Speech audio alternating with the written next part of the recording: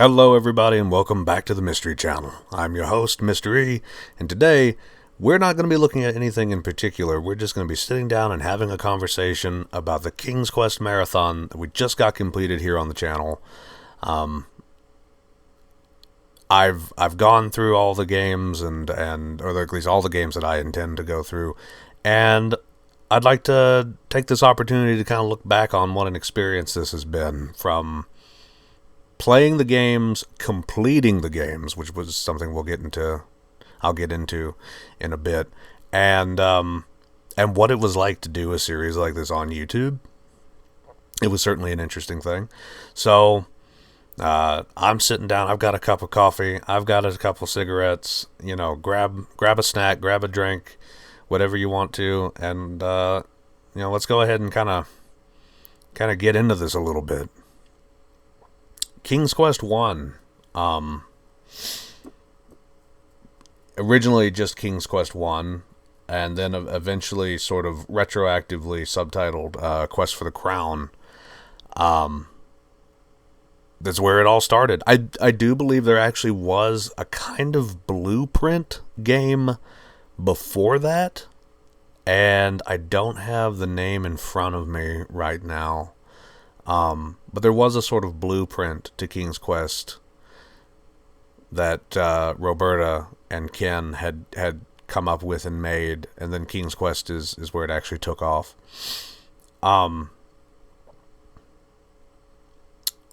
What an interesting experience. Obviously, that is a game from before my time. It's from a different time. I've played text-based adventure games before, where there's no graphics and you're just typing in, you start the game up and you've got this block of text that says, you wake up, you're in a room, four walls and a window four walls and a window. There's a door on the north wall. And then you have to just type in, walk window, or, walk north, turn east, look window. And it just describes, I've done stuff like that, but I've never played the original King's Quest games before doing this. So I wasn't entirely out of my element with the parser system, but I was also not really used to it either. The controls is definitely what kind of got me the worst. It was very interesting, the fact that when you put yourself in a direction, that you just locked into it until you double tapped whatever key that was. And I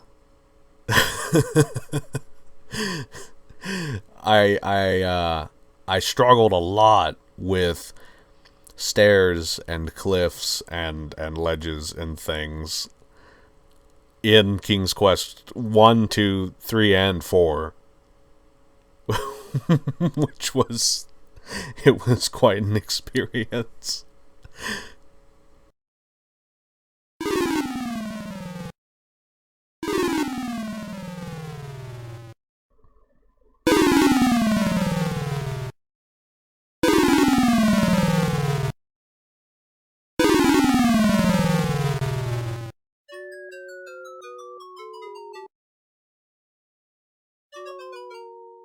I would be told in a comment, I think during number 3, maybe it was number 2. Somebody comment. A couple people have commented, but there was one guy who did it first, and he pointed out that if I had done the number keys instead of the arrow keys, 8, 6, 2, and 4, move, up, down, left, and right. But 7, 9, 1, and 3, the diagonal keys, will move you at an angle. And that would have been great information to know. It would have been amazing to know. The problem is that I started working on this series before the new year. I had done the Christmas special, and then Christmas came, and once Christmas was over, we still had time in December, and I used that time to start recording the games. because I hadn't gone back to work yet. And I knew that once I got started going back to work, and getting busy for the year, that I didn't know what my time would be like to get the games recorded. And I don't have the sort of schedule where I can just come home and sit down and, okay, I'm going to do one episode today, and then I'll do one episode tomorrow. I can't do that. I can't guarantee that time. So, I recorded them in bulk. Excuse me. I recorded them in bulk, and by the time that the video came out where that gentleman commented and pointed out that I could use the diagonal keys, I was already beginning to record King's Quest V. I had finished work on all of the parser games.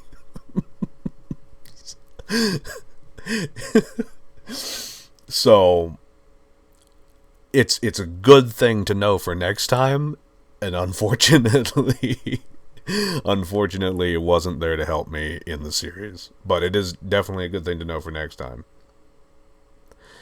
As for the game itself, number one was very fun. It was challenging. It was interesting. It was definitely a different mindset than I think a lot of games that I'm used to entail. There's definitely a lot going on with it that you wouldn't think because of how old it is, and yet there really is just a ton to kind of pour over.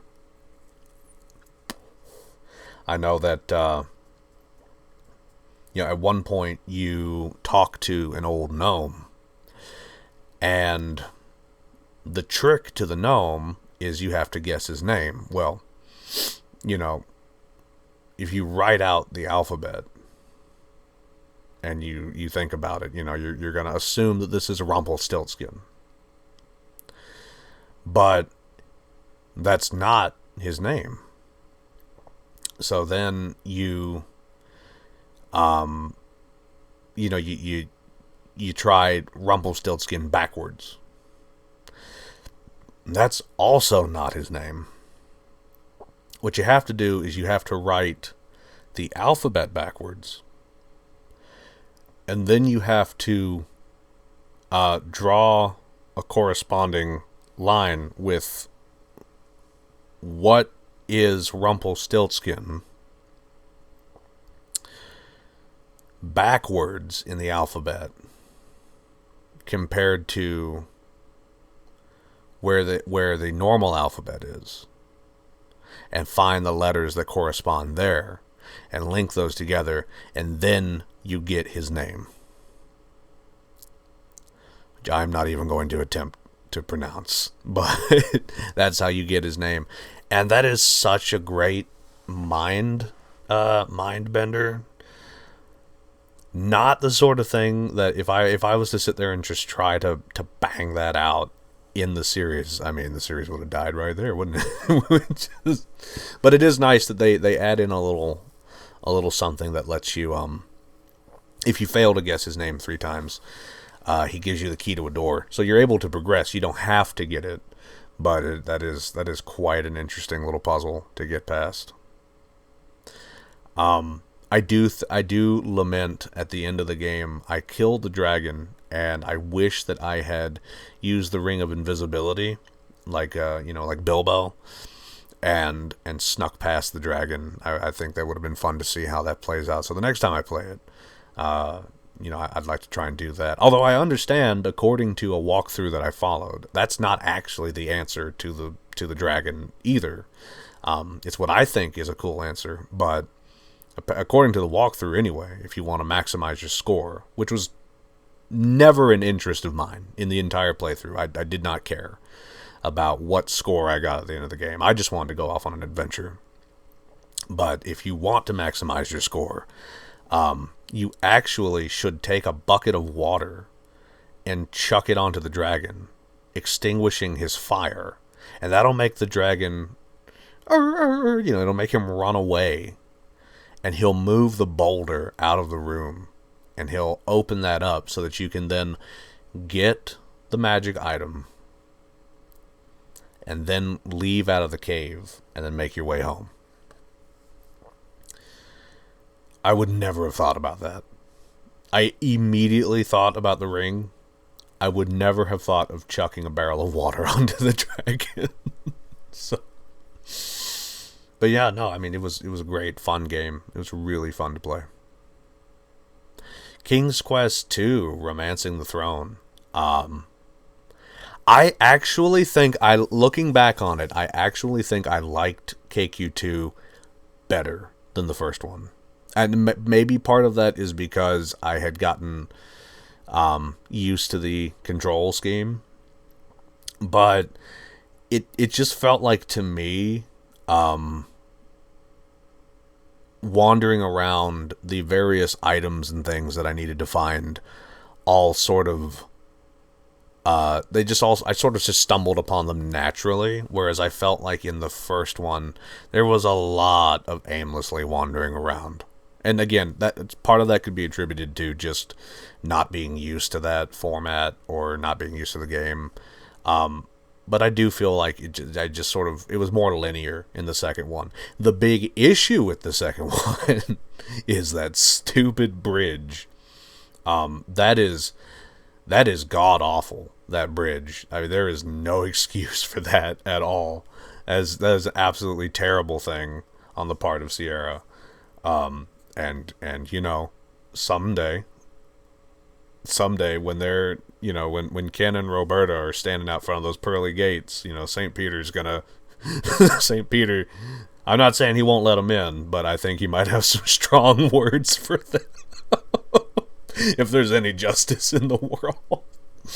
That was rough. That was pretty mean. But yeah, no, I mean, overall, I actually do think I enjoyed number 2 just a little bit more.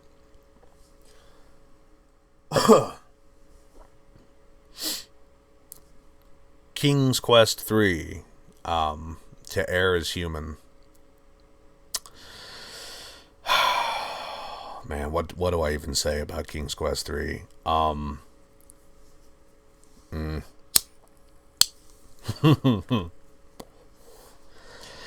I wanted to like King's Quest 3.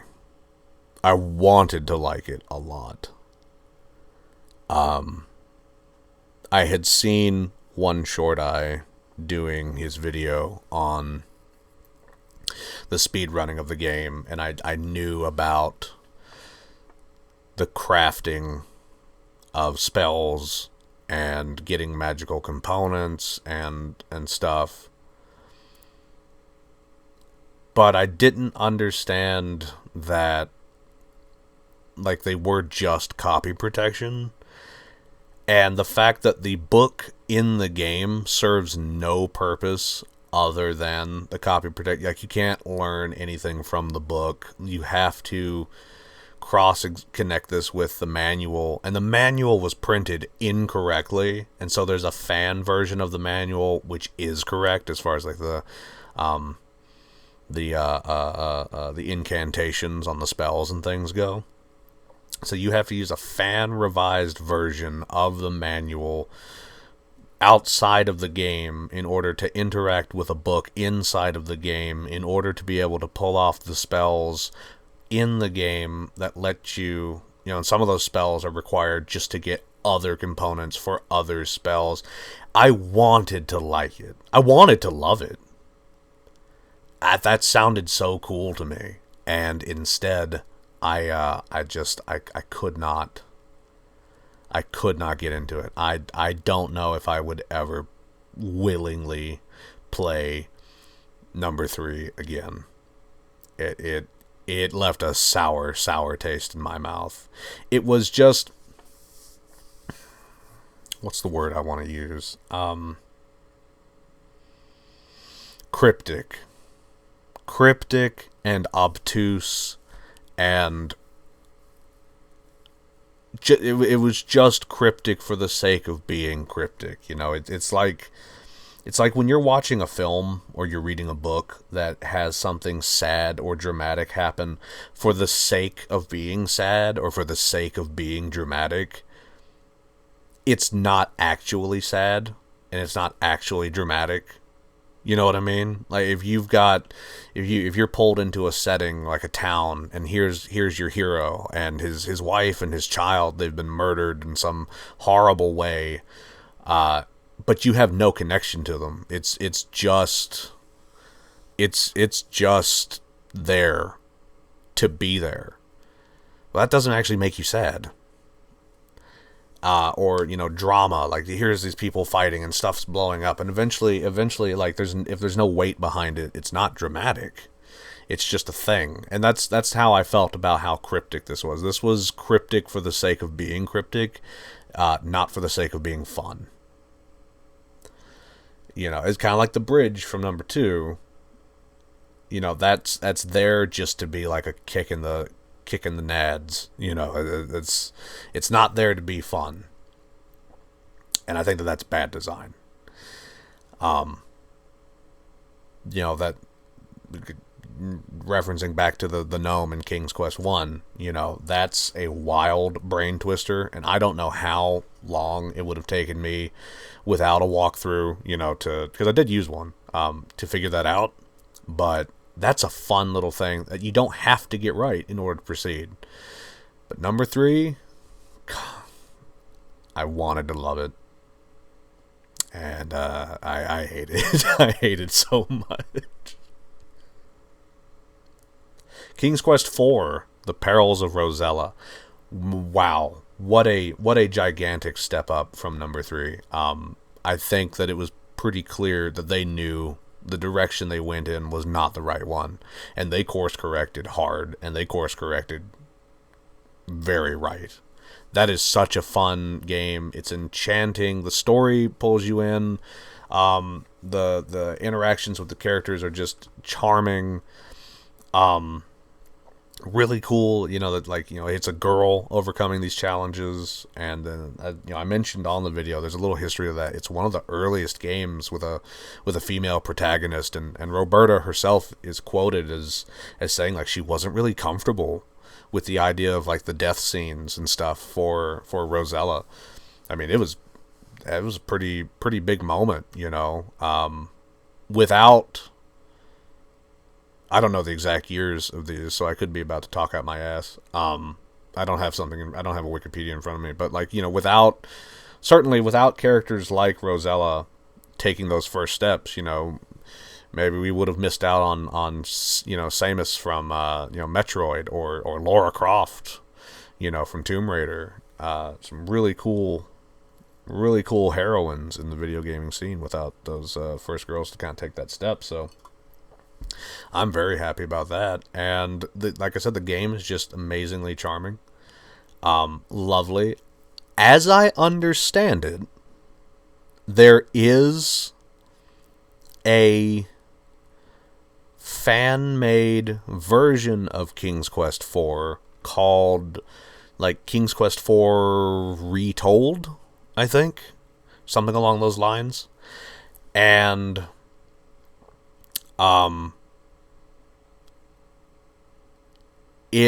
what it does is it changes the way you interact with the game. It's not a parser anymore. It makes it function. It's been redesigned to function like King's Quest 5 and 6. So, you bring the mouse up to the top and you have the little menu pop down with a hand or a walk or a talk or an eye icon. You have your inventory there. And so it functions like that and becomes an actual point and click as opposed to the parser. I would definitely like to check that out and play that. And if it, heck, I'd put that on the channel as a cool little thing to look at. King's Quest 4 Retold. I think that would be a lot of fun to do. I adored that one so much. It definitely put when I was just kind of, King's Quest 3 kind of took the wind out of my sails. King's Quest 4 put it right back in, and it saved the series hands down. King's Quest 5. absence makes the heart go yonder. This is the turning point of the series. It's it's the big moment where the graphics change. They drop the EGA, they go to VGA. The parser is gone, and now it's a point and click adventure game. You've got the voice acting, and it should be said that there are versions without the voice acting, because there's the DOS release, there's a floppy disk DOS release and a CD release, and there's multiple versions of these games that people who are far more technical than I can get into. But this has got the production behind it. This has got weight behind it, and it feels like a more complete idea. And I love it. Gosh, I love it. It's so fun, and it's so heartwarming and sweet. That's just something you don't feel a lot anymore.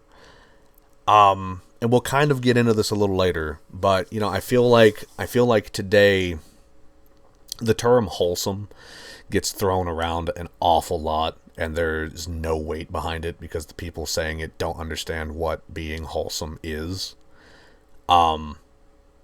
King's Quest V is wholesome. That is a fun, wholesome game from start to finish. And it's magical. There's definitely parts about it that I don't like. Not a fan of the desert. Definitely not a fan of the labyrinth. The maze section in King's Quest VI is so much nicer. But the overall story and the length and the sort of linear path that you follow, I like that. I understand that there are tons of people who enjoy branching paths and options for this thing and that thing. But I really liked King's Quest V. And I think, honestly, like, having done the whole series now, I think number 5 ended up being my favorite of the entire series. I really think it did. It was so awesome. King's Quest VI, Air Today, Gone Tomorrow. Man, this is what I think anybody who has ever played one of these games knows, recognizes, and understands that this is the high point of the series. It is the pinnacle of the voice acting and the animations and the interactivity with the point and clicking system. The story is great. The production is great. Everything about it rocks. And I think one of the biggest problems I had with it personally was just that it's fallen into this weird kind of headspace where it's so popular among players who play King's Quest, who make up that I don't really like using this term, but who make up that community, that because it's so well known, it simultaneously has the least amount of information available to it, if that makes any sense at all.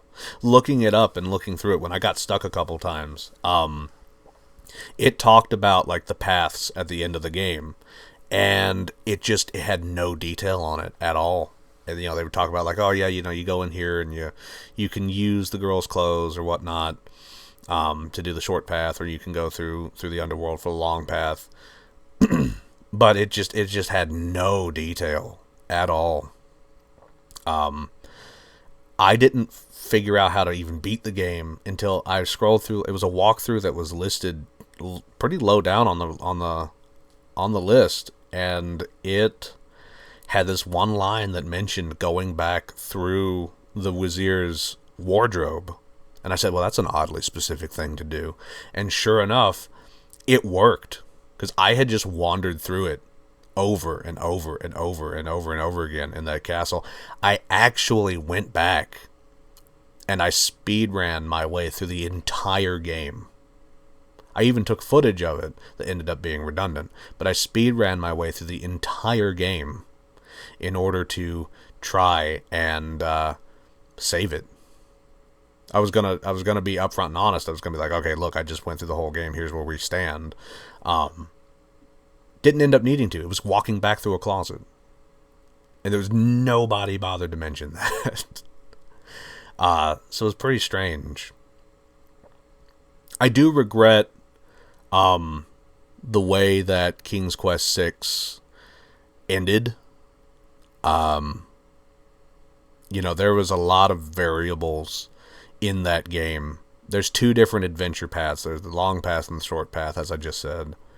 And I believe, I could be wrong, but I believe that each path also features two different endings. So there's a total of 4 endings across 2 respective paths that you can go through. And the one I was going for is the long path. And that involves talking to Jalo, the court entertainer, the court jester. And man, I really screwed the pooch on that. I really screwed the pooch on that a lot. You see, what you're supposed to do is when you get the pearl from the clam on the Isle of Wonder, you are actually supposed to go back to the pawn shop and exchange that magnificent pearl for your signet ring. That's how you get it back. You then can go into the bookstore to get the spell book, and while there, that's the only time that Jalo is there.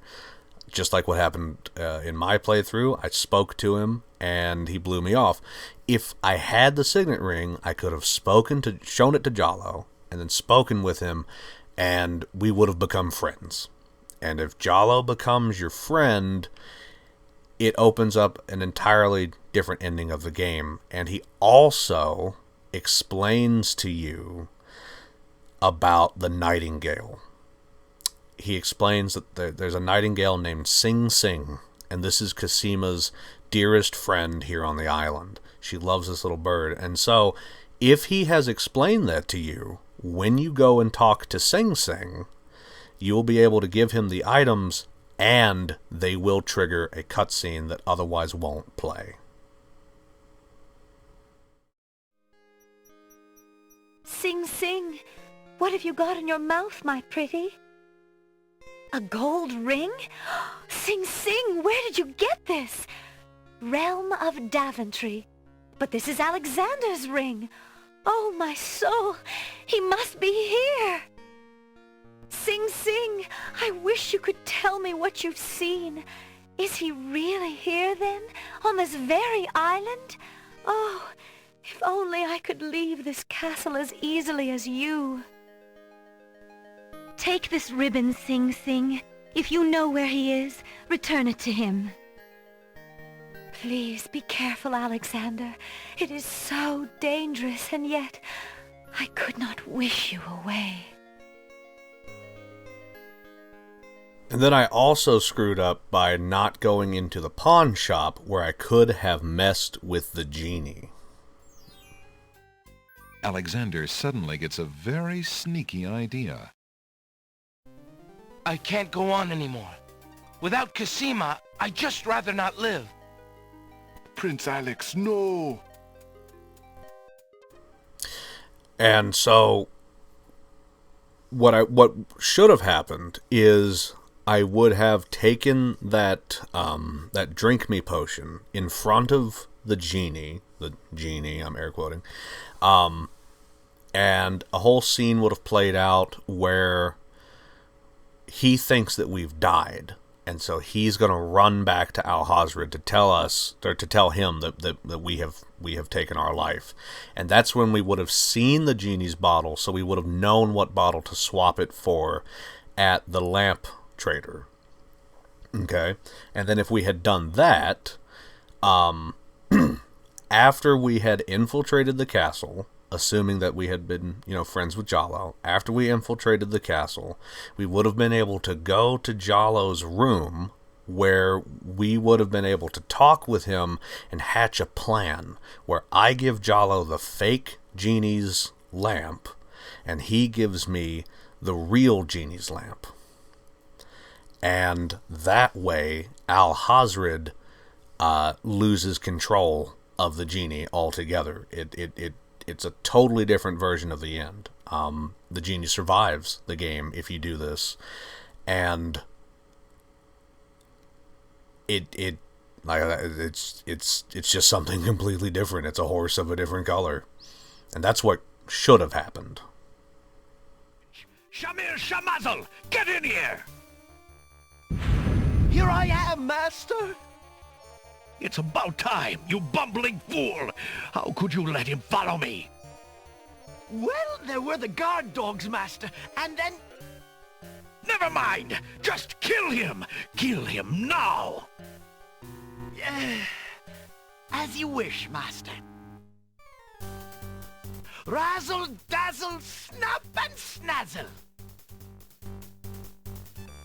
Alexander, I did it! I swapped the lamps! Here, quick, take it! Bless you, Jalo. I knew you could do it. Now get clear, friend. No arguments there, my lord. Good luck!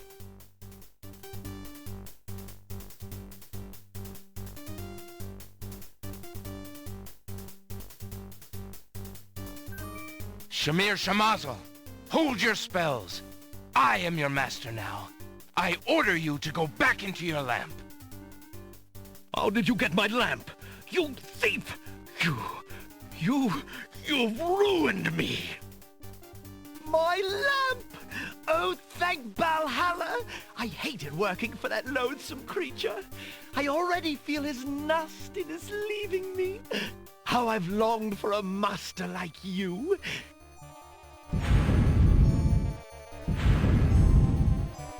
I've got a new master. I've got a new master. And then, if you do everything right, you are rewarded with the true good ending of the game. Who gives this bride to be wed? Her mother and I willingly give our daughter's hand in wedlock. Who will speak for the groom? I will.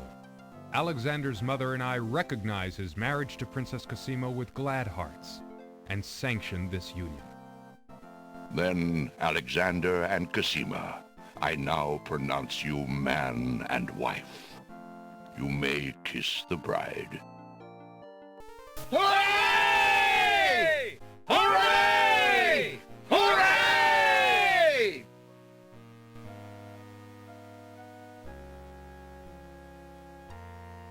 Congratulations, my children. I have an important question for you both. Please hear me. Yes, sire?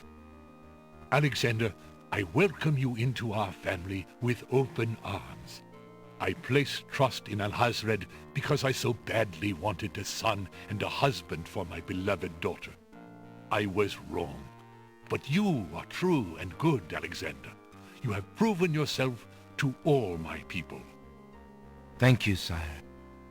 Olaria and I have been through much. Even though we have returned to our kingdom, I do not think we are able to reign again. Will you two consider the crown? I know as king and queen, you can heal this small kingdom from all the damage that Alhazred has inflicted upon it. Oh, Father. Why, I'm honored. What do you think, Cosima? I love my homeland, Alexander. I would be happy to stay and serve it all my days. Father, I believe I'm needed here. Would you be very disappointed if... Son, you must follow your destiny. I do believe the land of the Green Isles needs you. You'll be a magnificent king, though dearly missed in Daventry. Then, I accept. Oh, my boy, what a man you've become. And how I will miss you. Don't worry, Mother. With Shamir's powers, we'll be able to visit often. I'm not about to forget my family. Congratulations, Alexander. I'm so proud of you. Thank you, dear sister. Oh, Alexander, I'm so glad. Between the return of my beloved parents and our new reign, you've made me so happy. I'm glad I could make up for some of your suffering, my beautiful wife. Congratulations, King Alexander. When we return home to Daventry, your crew will be glad to hear that their battle at sea was worthwhile in bringing forth a new monarch. We were so worried when your men arrived home without you, son. I'm so thankful that you are safe and happy. And I am as grateful that my crew did not pay for my driven heart. You have only brought us all good fortune, sire. With Shamir saved and his power used for good, reuniting the islands will be far easier. He has already repaired the ferry. Your road will be easier now that the islands are no longer feuding. Already the wounds are starting to heal. Yes, my love. Discovering the island's stolen treasures has done more to bring peace to this land than anything else. It is now clear that Alhazred had Shamir steal each of the island's most valued treasures, then blame the thefts on others to cause the islands to hate each other. Now let us celebrate our good fortune. The evil that has plagued this land is done, and a new reign begins. Long live King Alexander and Queen Cassima. Long live King Alexander! Long live Queen Cassima! Long live the land of the Green Isles! Hooray! Hooray! Hooray! Obviously there with the good ending, King Graham, your mother Valanice, your sister Rosella, they are able to arrive because you have the genie and you can teleport them there and wish for them to be there. And, there's just more people in the crowd and it's a much livelier ceremony and you get to have your goodbye and everything. And it's a more rounded and beautiful experience, but that's not what we ended up getting in the playthrough. Still, I think that the greatest tragedy of missing out on this ending, the one with Jalo, is missing out on the cutscenes with Cassima. I only played one, but there's 3 different cutscenes, and for such a pivotal character in the game, without those cutscenes, she's almost sort of relegated to like this background character, and that's a real shame because Cassima is the star of King's Quest VI. For as much as Alexander is the hero that we're playing as, Cassima is the girl in the tower. She is absolutely the star of the game, by far, and I feel like you lose a lot by missing out on those cutscenes between, her, Sing Sing, and Alexander. Otherwise, I think that King's Quest VI is just a beautiful game. And I might have mentioned this in the playthrough, I love the parallels between number 6 and number 2. That, King Graham goes and he's fallen in love with this woman he's seen in the magic mirror, and he braves these challenges and trials, and he rescues Valanice from a tower, and now his son is doing the same thing with Cassima. I think it's just a gorgeous story, and it wraps up beautifully. It's fantastic. King's Quest VII, The Princeless Bride. Oh boy. Oh, the things I can say about this game.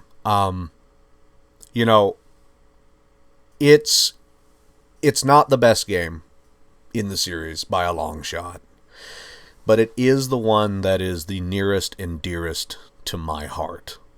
It's the first one I ever played. It's so important and special to me, in a way that I struggle to be able to explain.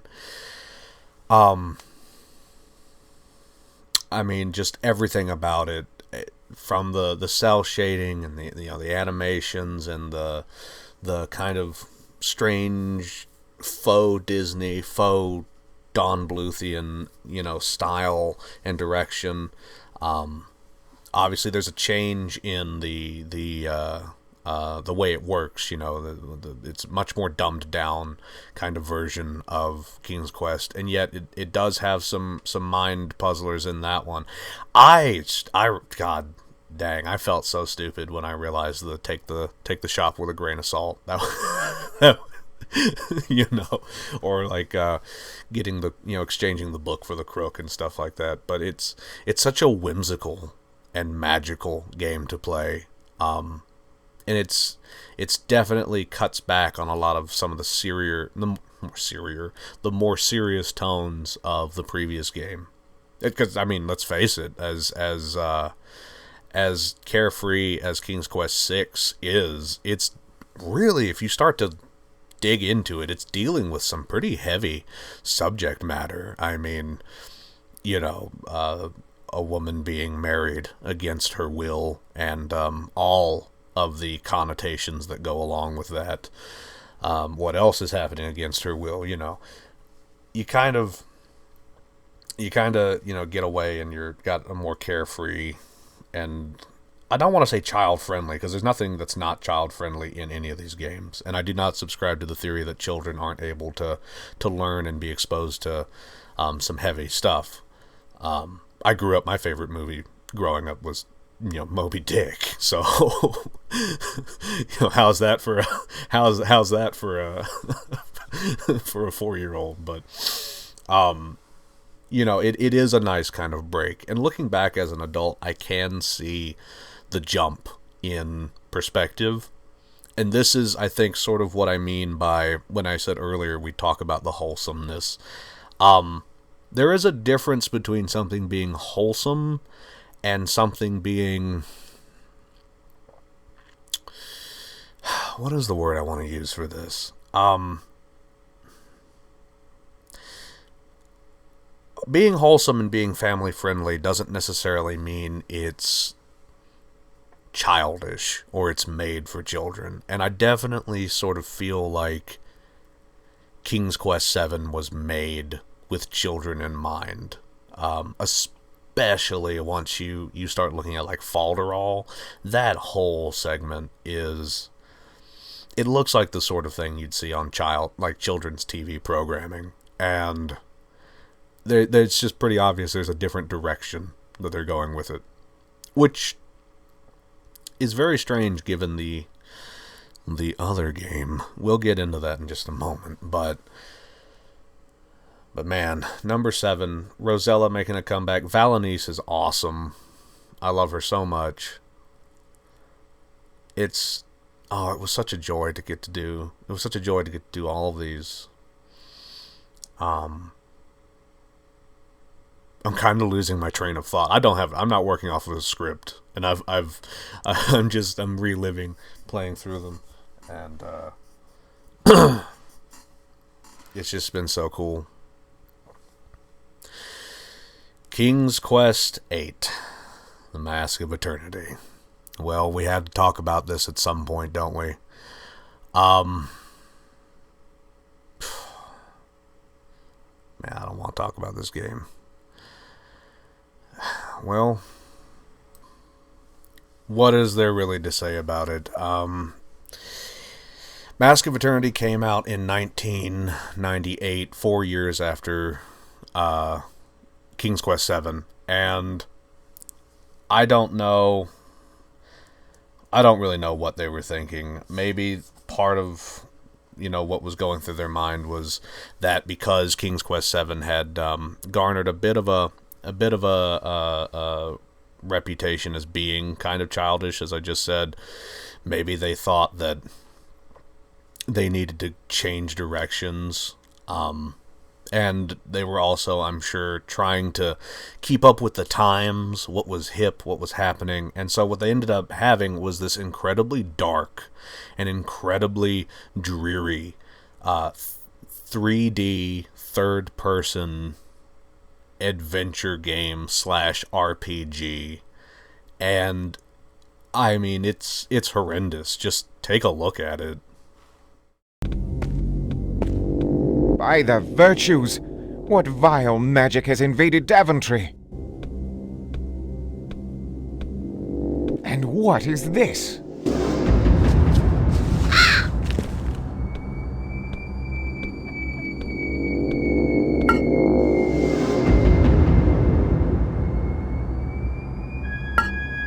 Be gone, Raven.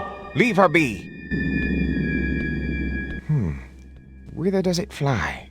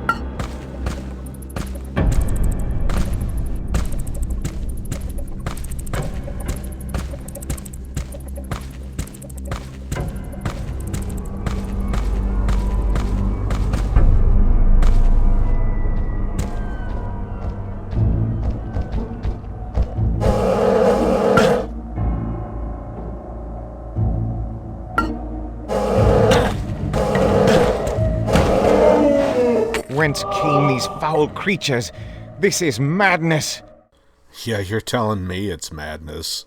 This is such a strange and unusual creature. It's an amalgamation of adventure gaming and RPGs and the idea of King's Quest, but presented in this totally alien and foreign, package. I was barely able to get it running just to get what I have recorded, so go ahead and take a look at this, because you're not going to get anything more out of me.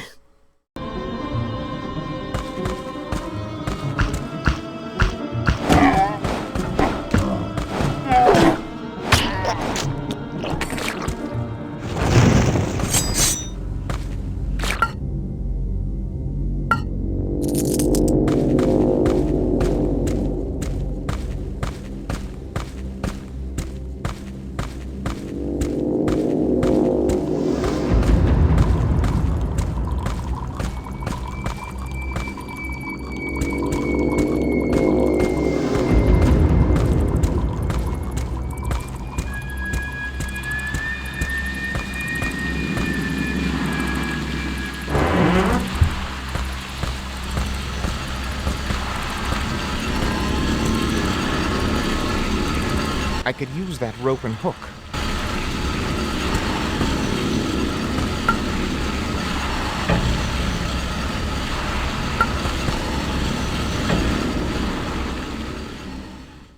I mean, there's Diablo sound effects in this. This is not a King's Quest game. Now, there are people who love this game, and to those people, I say, you know what? That's perfectly fine. That is awesome. If you enjoy this, salute. My hat's off to you. I think that you should be able to go and enjoy whatever it is that you enjoy. But for me, it's just not a King's Quest game. There's certainly some things to be admired about it. The soundtrack is awesome. I have to admit that. The soundtrack is friggin' awesome, and if anybody's ever wanting to run a D&D campaign and you want some soundtracks, Mask of Eternity has a killer OST.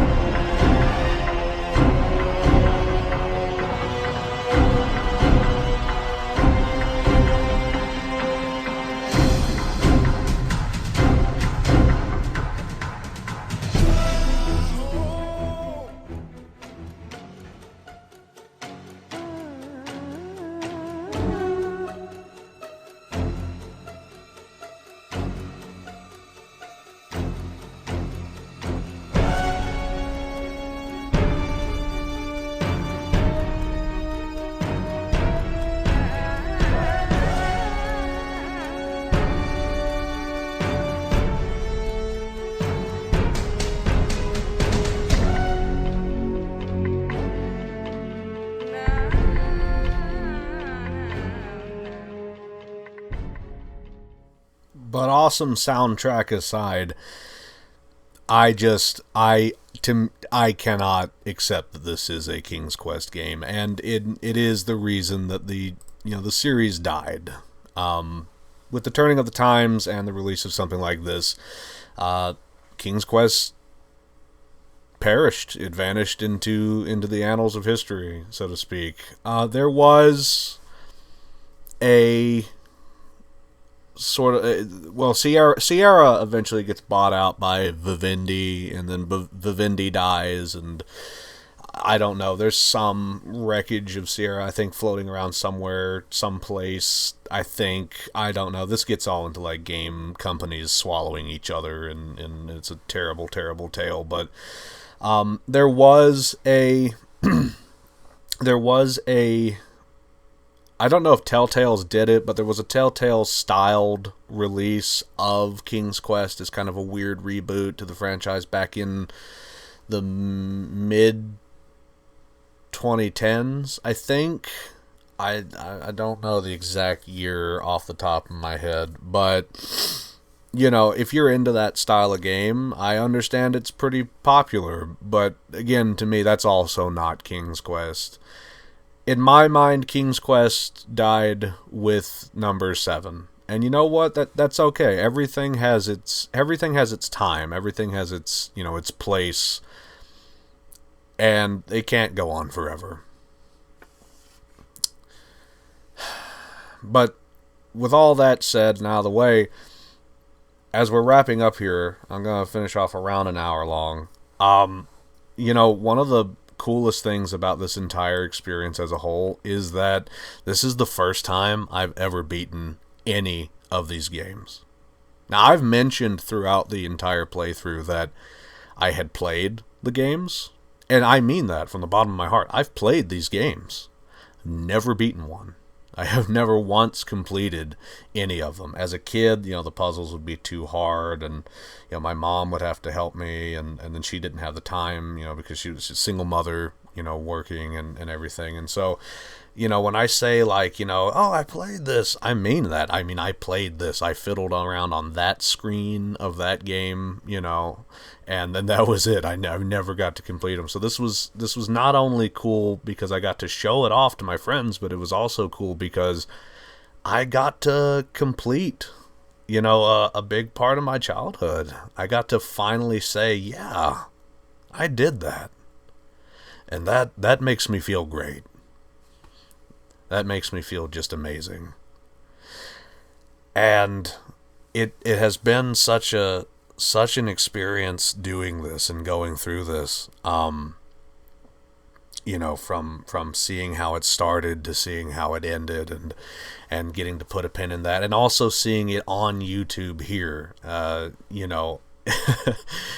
I think there's some ghosts in the machine when it comes to YouTube. I had uploaded some playthroughs of like the Freddy Fish games, but I hadn't done a long form, dedicated and committed series like this up to this point, with the daily uploads, and it was very interesting to see the analytical side of it on the back end. And as I said, I think there's some ghosts in the machine, because I would upload this either right after midnight, so it would be the next day, if I was going to be up late, or if I was like working all night, or if I was just getting home, or I would, as soon as I got up, around 4 or 5 in the morning, I'd just go ahead and start the upload, and I'd head off for work. And sometimes I would get to sit there and watch it go, and it would tell me that it hasn't gone public yet, but that I had 3 views on the video. So I'm pretty convinced that there are some ghosts in the machine. But it's been interesting. I've seen the subscriber count go up by about 4 or 5. I think 6 actually in total. I lost a couple subscribers, and then I got those subscribers back. I don't know. I mean, I don't know if it was those subscribers, but it was interesting. And of course, as I said, I'm not trying to make a career out of this. This has just been a big kind of bucket list mission for me, I guess. And it's been very wild and very fascinating. I can say now that the series is over, you know, if anybody has stuck around through this video long enough to hear this, you should certainly expect to see less content, or, you know, less frequent uploads on the channel. I do want to do, like, the first hero quest. I'm pretty sure I've mentioned some of these at the ends of the videos, but I do want to do, like, the first hero's quest, or quest for glory, rather.